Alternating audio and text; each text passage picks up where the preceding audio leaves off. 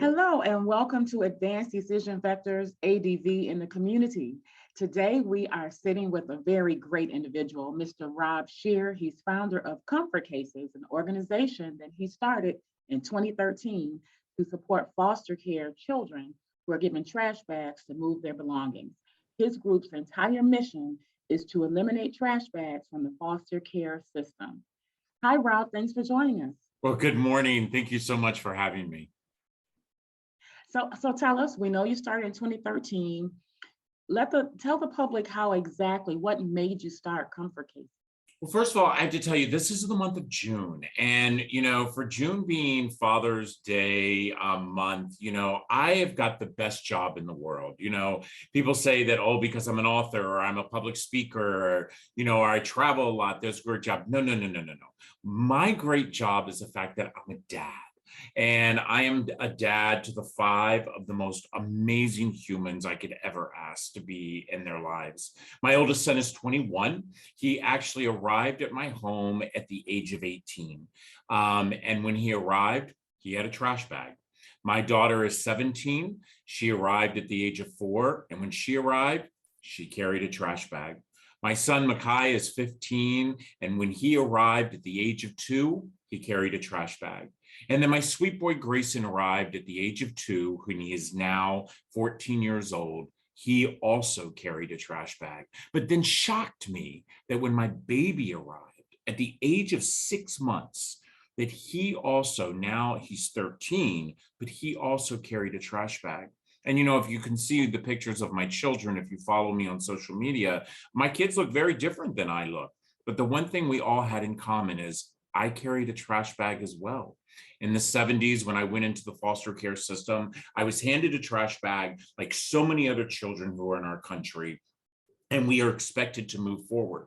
First, your audience needs to understand that first, children enter the system because of a choice that someone else made. A choice that someone else made. We as humans, we as a community, we as a collective whole have the ability to start these children out on the right path. And to me, that path is not giving them a trash bag to make their self-worth feel like that they're disposable, that they're invisible, that they do not matter. And so for my husband and I 10 years ago, as I was sitting in my office, and by the way, I'm a banker by trade, I'm a corporate guy, and I was sitting there and I was thinking about my children and about the fact that every single year we do these great toy drives and we would give to the needy kids, and then we would all feel good about it. And I remember my husband walking into my office and he said, it's time to plan our toy drive. My company was all over the country and we were known for our toy drives.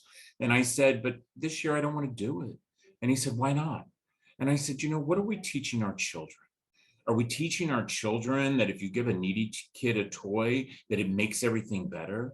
I said, are we truly teaching them to do what you and I both know we want them to do, which is to lead by example, to go within their community and impact it so much that it can make a change? And for my children and for myself, my community are children in foster care. And so we decided to put a backpack together. We wanted every child to have their own pair of pajamas, brand new. We wanted every child to have their own lotion, their own shampoo, their own conditioner, and their own bar of soap. I wanted every child to have their own toothbrush and toothpaste, every child to have their own activity, because I know that 96% of kids who come into our foster care system, they come in the back of a police cruiser, a social worker's car, and they go to a center with nothing to do. I want them to have something of their own.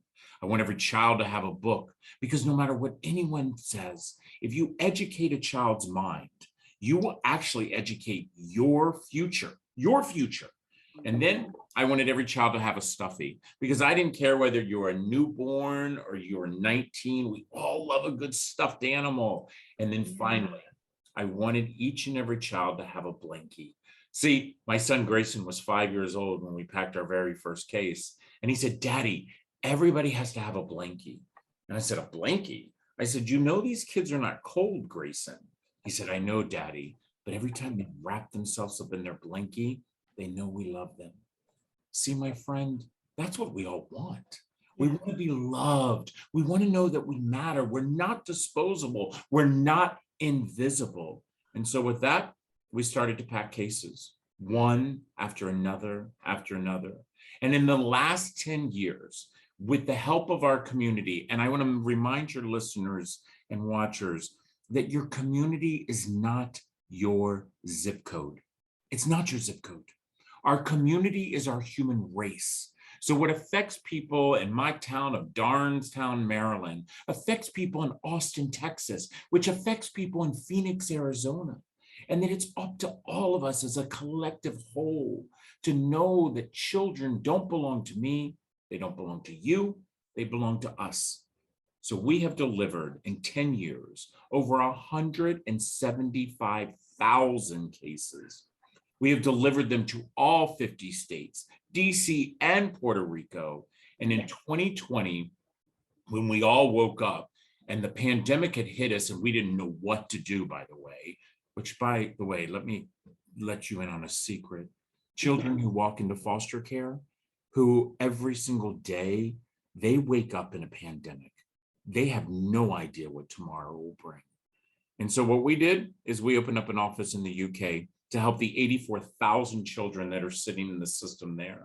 So that's our charity. And we are a 96% volunteer ran charity. We're located right in Rockville, Maryland, where we ship our cases out. But the most important thing is that I truly do believe that we inspire our communities to bring hope and dignity to our youth that are in foster care. Your story is amazing, and you're located right here in Maryland. So would anyone get in contact with you if they want to volunteer? Is there volunteer training required? Yeah, no, actually, there is no, we are the only charity actually that's left that we have no age restrictions. So we have toddlers running through our center at any given time. And we go to comfortcases.org. You can sign up on our volunteer list. We have volunteers that come in 6 days a week to pack our cases. We have SSL hours we give to our high schoolers. Our center is open, as I said, 6 days a week. We have evening hours, we have Saturday hours. See, the fact is that we all need to know that we all are doers. See, our world spins around, and our teachers taught us that it spins on an axle, but I don't believe that. I believe that our world spins around because our doers push it. They push it. The thing is that doers, not all the time they know what to do. So for them, visit comfortcases.org.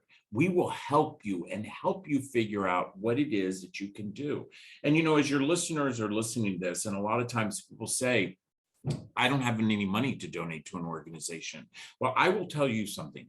Each and every one of us have the same exact thing, a valuable thing. And it's called time. Time. Give your time. Maybe it's not at Comfort Cases. Maybe your passion is something else, but give your time to build a foundation within your community so strong that it will never be rocked. Oh, yeah. And for those who may want to donate, how can they do that?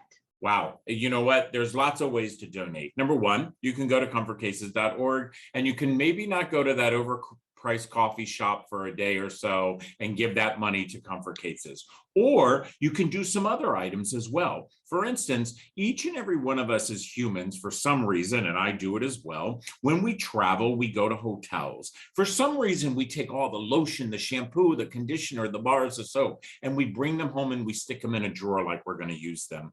Guess what? We will use them, okay? You can actually drop them off at our national center, or you can go to our website, and we are partnered with an organization called givebackbox.com. And for $15, you can fill a box up to 70 pounds and send it to us for $15. That's it. And by the way, those books that are sitting on your bookshelves? I guarantee you, they don't need to sit there and collect dust. There's no such thing as a used book. It's only a book that's been loved. So go to your bookshelves, take those books off those bookshelves, put them in a box and send them to Comfort Cases. We are in desperate need of chapter books. books for older teenagers. I know that so many of your listeners and viewers have those books, and those are ways that you can actually donate to our organization. So you can donate with your time. You can donate by sharing your funds. You can donate by supplying books. So really there's every way imaginable you can donate for this very worthy cause.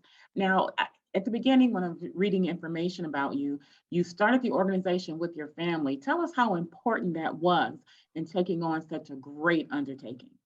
The fact is that, I truly used to think all the time as a kid who grew up in the system, who at the age of 18, I aged out. I became homeless. I lived right on the streets of Northern Virginia, my entire senior year of high school, homeless.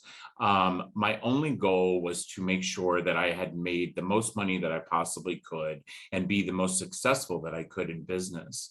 But what I realized after having my children arrive and looking at each and every one of them is that was not what was important. What truly was important was the fact of my legacy to my children, to let them know that their father truly did care about his community and that he truly wanted to make a change. And, I said this the couple of weeks ago as I was giving a commencement speech at a college, as I said, I thanked my children. I thanked my children for being so unselfish, for sharing their dad with the 438,000 other children that are in foster care, because I want each and every one of them to know that they are loved. And I want each and every one of your listener and viewers to know that you do not have to know someone. You don't have to know someone to love them, to love them. And love is free. Yes. Love is free. So now that we're looking at 10 years, what's in store for the next decade?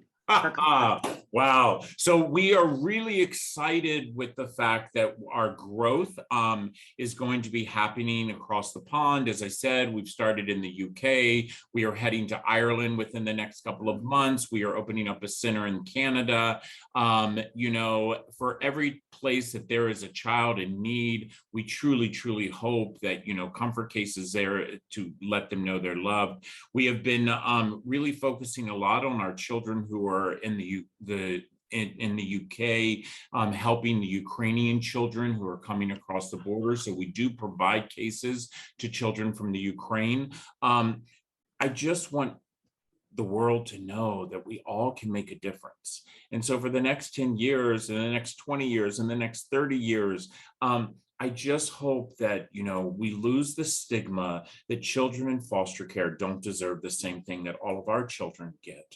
And that is love, unconditional. They all deserve an education. They all deserve to be financially successful. They all deserve to know that their future can be whatever they want it to be, because we're there to support them. And there you have it.